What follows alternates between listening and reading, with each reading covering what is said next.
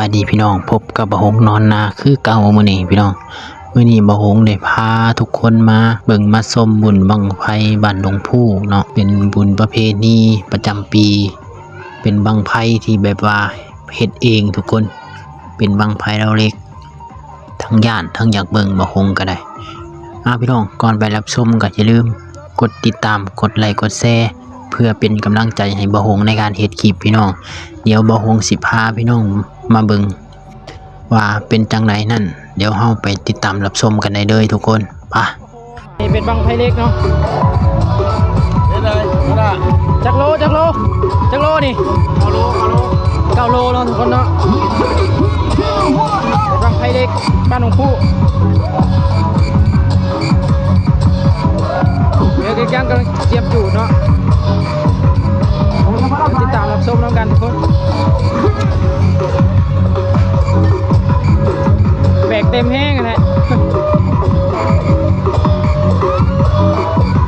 เป็นบังไฟที่หาเบิ่งได้ยากเนาะเดี๋ยวไปบอกเขาจะย่อจูบนะ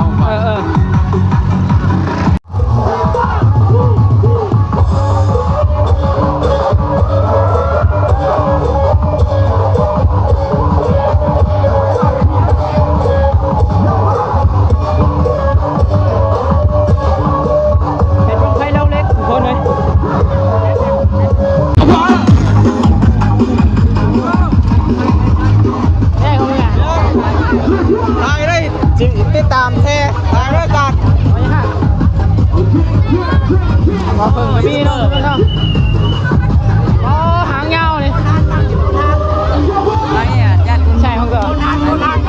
พูดอ่ะจักโลนี่ยัดเนาะต้อง8 โล12 โลเนาะรวมมันเรา8 โลโอ้ยสุดยอดเลยเนาะเป็นบังไฟที่หาเบิ่งยากเนาะทุกคนเป็นบังไฟเล็กยังลบกินต้มเลยนี่บังเมื่อกี้ดีวะ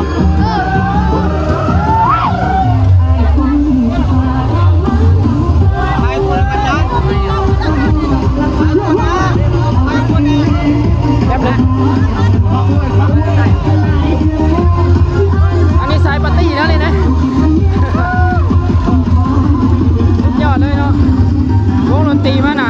หาบังไฟเลยตอนนี้เราไปเบิ่งบังไฟน้ำกันทุกคน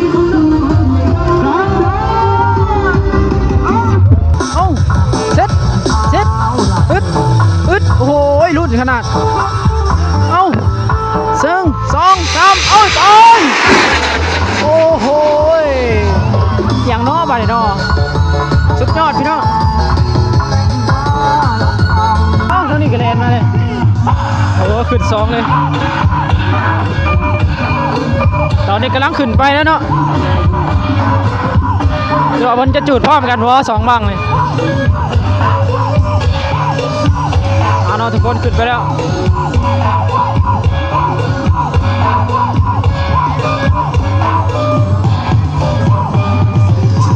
ทางในพวกกระมวลเพื่อโอ้งานนี่มวนขนาด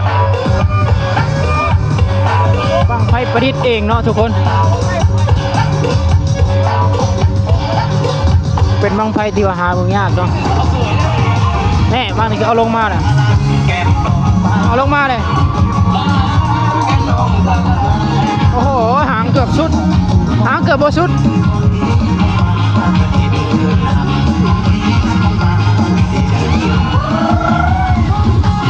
เดี๋ยวเรามาถ่ารุ่นน้ำกันทุกคนตอนนี้เพิ่นกำลังที่ตั้ง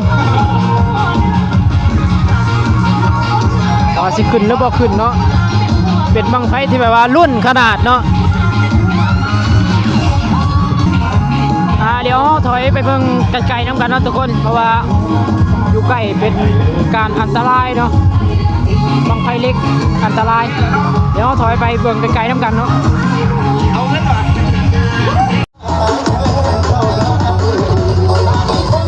โอ้ควันแล้วทุกคนเชิดเฮ้ยปุ๊บซุบโอ้เอาเกอ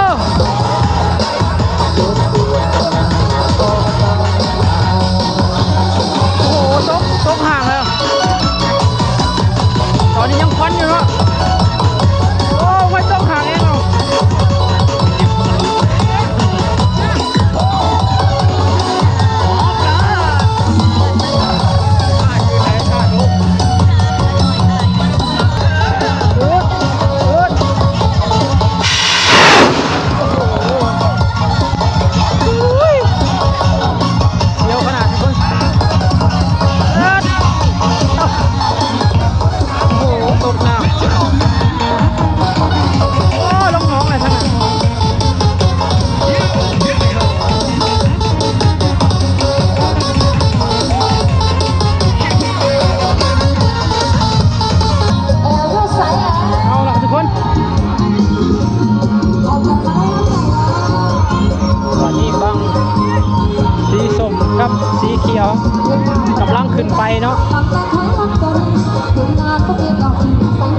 อันนี้คือบังเด็กเด้อ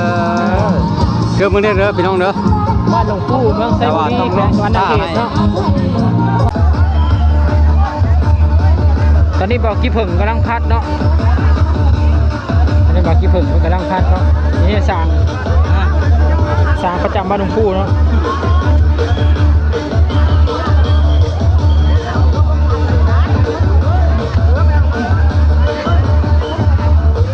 เดี๋ยวมาลุ้นน้ำกันเนาะทุกคนว่าสร้างบนดิเอาขึ้นได้บ่บ้างหางพอดีใบยังไคลำหนึ่งเนาะมาผ่าได้กี่หอยมาแล้ว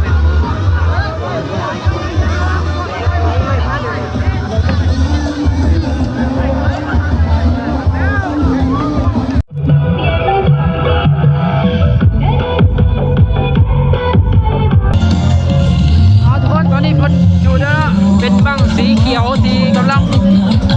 ใหม่กระสอนเข้าไปเนาะตอนนี้เนาะโอ้โหพี่น้องติดตุ๊บด้วยทุกคนเดี๋ยวมาลุ้นน้องกันว่าสิขึ้นระเบิดเนาะเป็นบังไฟที่ว่ารุ่นขนาด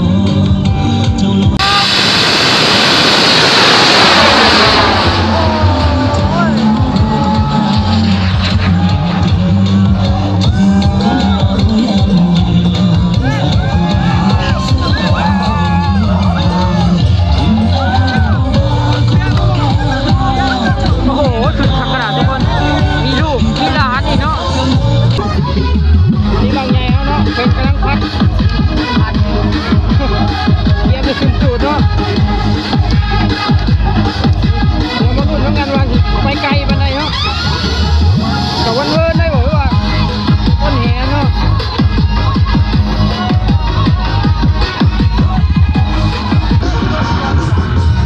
ตอนนี้กำลังออกขึ้นทางเนาะ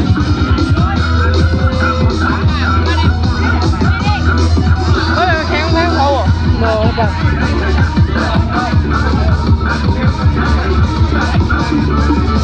เขาจะกินตบกินตบที่หน้าผากเนาะ